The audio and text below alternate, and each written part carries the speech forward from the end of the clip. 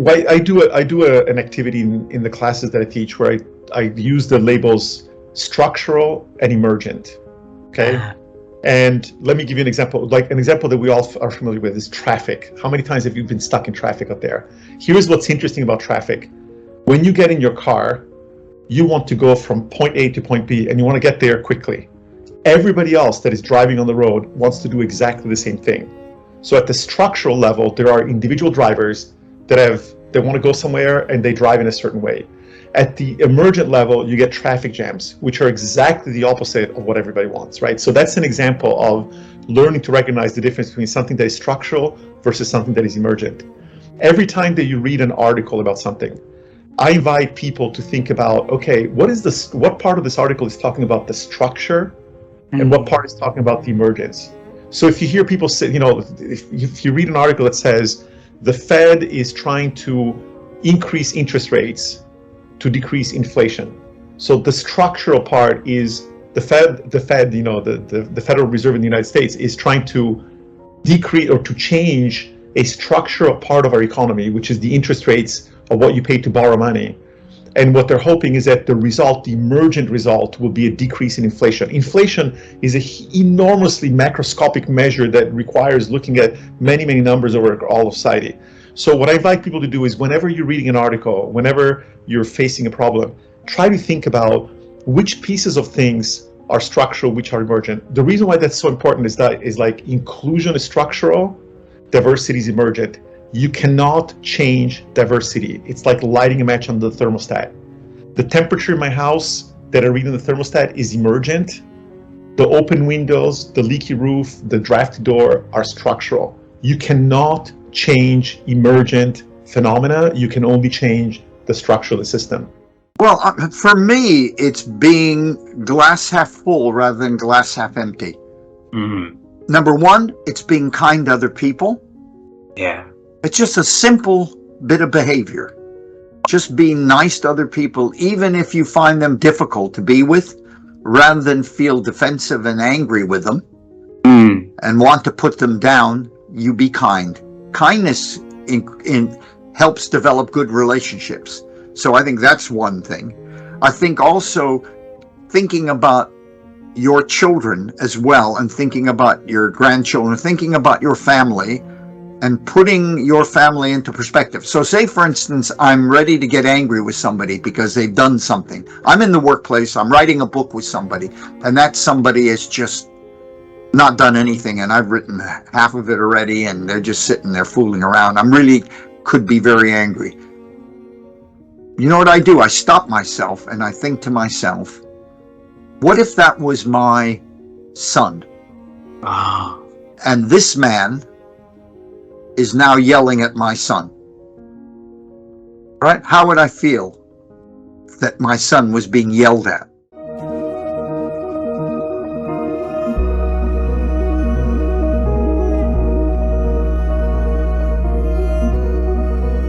The way of attracting this positive energy is, first of all, staying around people that are positive as well, and that root for you.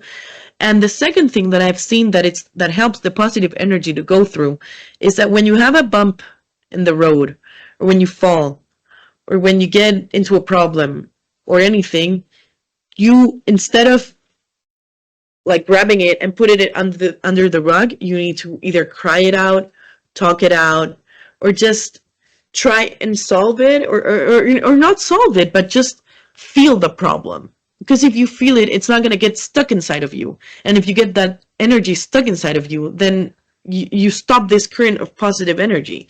And trying to not wish the bad on people, trying to do gratitude exercises. For example, one thing my brother-in-law told me once was, when you envy people, what you do is that you drink the venom, hoping for them to make effect, and it's actually making effect on you when you start envying people.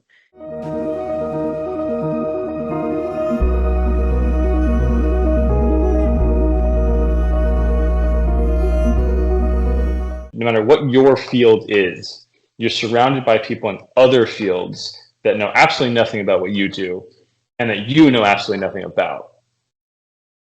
And so I think that helps me to teach them about things I know about and be comfortable then also asking them about the things that they know about, because that like we're all at Palmer Station or the South Pole or wherever, because these pretty specific positions need to be filled, because that's how we get this community running safely, so that we can all live there and get this science, this research done. So I think it's just, I guess mainly by surrounding myself with people who have totally different experiences and totally different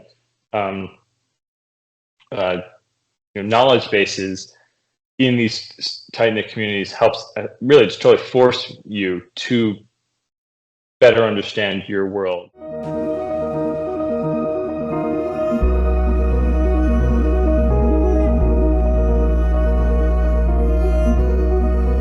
Like for me, I learn a lot from my LinkedIn friends who write about the post every day. Every day I'll be on LinkedIn. Morning, wake up, I'll be on LinkedIn, reading some of the posts. Even before I sleep, lunchtime also I'll be reading some, and then before I sleep, I'll be reading some and commenting and engaging. So it's very interesting when we engage with each other, and it stimulates my mind intellectually as well. Because all these people are experts in their own industry, right? So we may not be expert in their field of work, but from what they write, I can be able to, learn something from there. Likewise, they learn from me as well. Some people love to read books. If they have the time, go ahead. Books are good as well. Some of them read online, read your news.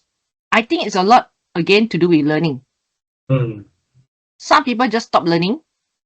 But if you continue to learn, I think that will really open up your mind. Because sometimes when you learn, you tend to have certain questions in your mind already. And then you start to Google and check for the answers. Yeah, so I think, again, learning from the people around you as well, that helps a lot. Beautiful. It is the people are the one that really change your life. Because now if you think about it, right, who in this life will give you opportunities? Who in this life will give you business? Who in this life will give you jobs, businesses, love, relationships, products? Are all humans, right? Yeah. And humans are complicated creatures. Yeah. Even I don't know myself, today I'll be like that, and tomorrow maybe I'll be something else. Sometimes we don't even know ourselves. I don't even know myself. Sometimes I don't even know what I'm doing. But I think it's okay, because sometimes there's no fixed rules, right, in our life.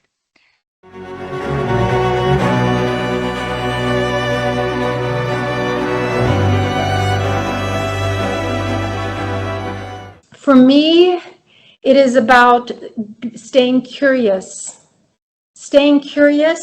and continuing to seek out new ideas, new information. And that has been by reading, that has been through podcasts, YouTube. There's so many incredible sources now where when I first moved to Zambia, I thought, I'm in this tiny little country in the middle of Africa. I have access to nothing. That's not true anymore. I have access to the whole world because of the internet and shows like yours and so on.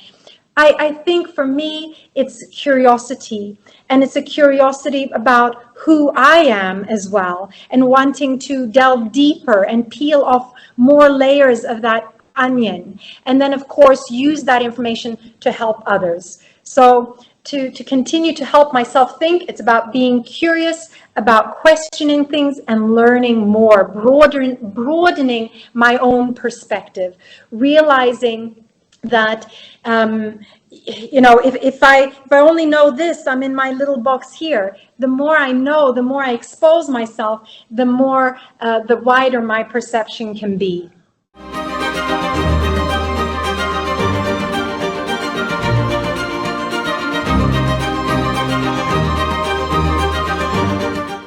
And so I've always learned from those that were further along the path than me, with no fear of anyone else being better, because we came from the military. The next ranks up, they are better than you. They've got more experience. So we're hungry for that.